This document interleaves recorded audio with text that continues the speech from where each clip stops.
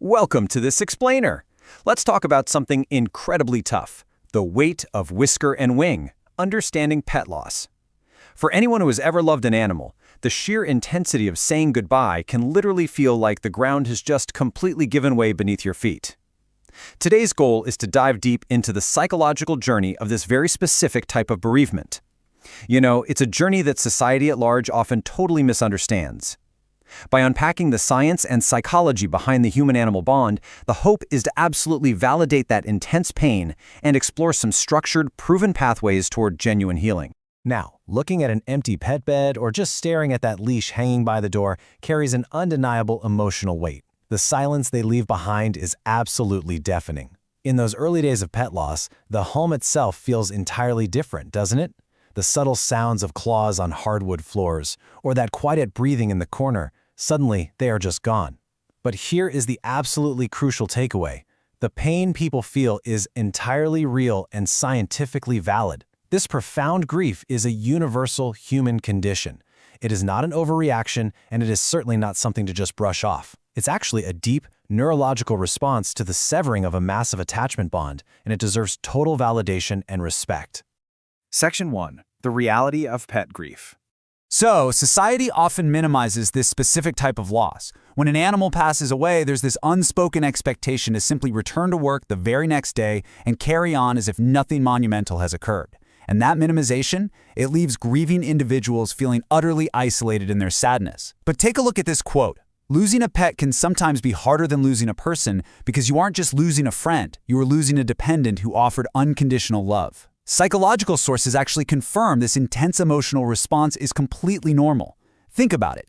The reality of the human-animal relationship is remarkably similar to the bond between a parent and a young child. The animal relies entirely on their human for food, shelter, medical care, and affection. That level of total dependency literally wires the human brain to be a constant caregiver. When that role is suddenly revoked by death, the psychological impact is understandably catastrophic. Section 2. The unique human-animal bond. At the very core of this connection is something called unconditional positive regard. This means complete support and acceptance of a person no matter what they say or do. Animals provide a pure form of love and acceptance that humans very, very rarely experience with one another. A dog doesn't care if someone just lost their job. A cat doesn't care about an awkward comment someone made at a dinner party. They greet their humans with the exact same unbridled joy and comfort every single day. Scientifically speaking, gazing into a dog's eyes triggers the exact same oxytocin loop, that's the powerful bonding hormone, in human brains as a parent gazing at a newborn.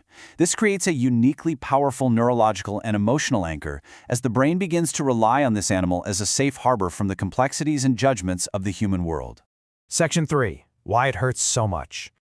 Comparing these experiences reveals a pretty stark contrast. On one side, grieving a human adult involves independent relationships, incredibly complex dynamics, maybe some arguments, and shared responsibilities. Conversely, grieving a pet involves total dependency, pure unconditional love, and a daily routine anchor. People spend nearly every waking hour at home with their pets. The morning alarm means walking the dog, the evening return means feeding the cat, the entire day is structured around their needs. Losing a dependent creature who relies entirely on their caregiver creates an overwhelming and totally unique void because it literally dismantles the structure of an individual's day, right from morning until night. Section 4. Disenfranchised grief explained. Now, this structural collapse introduces a very real clinical term, disenfranchised grief. This is grief that is not openly acknowledged, socially validated, or publicly mourned through traditional rituals.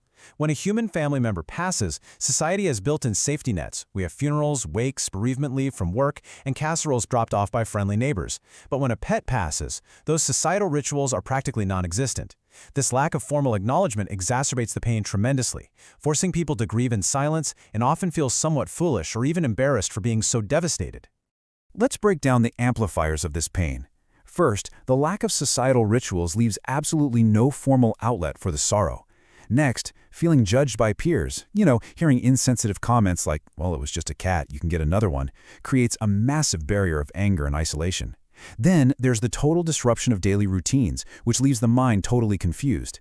And finally, the loss of a primary physical companion removes a vital source of tactile comfort, and that oxytocin release we talked about earlier. Validating these exact frustrations is profoundly important, especially when society carelessly expects a grieving individual to just move on at an unnatural pace. Section 5. Navigating the healing process. Here is a thought to hold on to.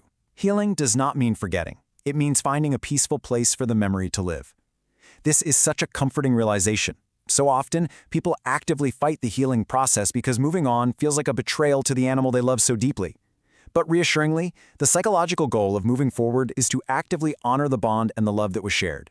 It is never about attempting to erase the past. It's about transforming the sharp, agonizing pain of loss into a soft, glowing appreciation for the beautiful time spent together. Navigating this journey requires specific, expert-recommended coping mechanisms. Step 1.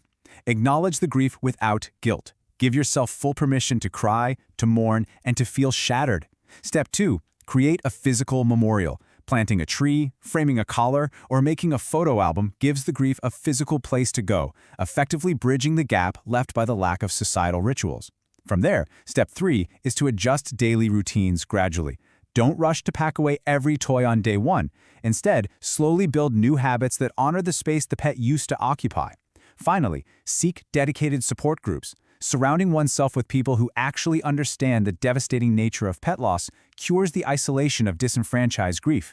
Each of these steps gently leads a grieving individual toward a brighter, more colorful reality where those memories bring a warm smile instead of a tear. So, what does this all mean for us? It leaves us with one incredibly important question. How will you honor their memory today? Whether it's lighting a candle, sharing a funny story, or simply taking a quiet moment to feel deeply grateful for their unconditional positive regard. Taking a positive, comforting step in the healing journey is the absolute most profound way to say thank you for their companionship. The weight of Whisker and Wing is heavy, no doubt about it. But remember, it is only heavy because the love was so incredibly vast. Thank you for joining this explainer today, and take care of yourselves out there.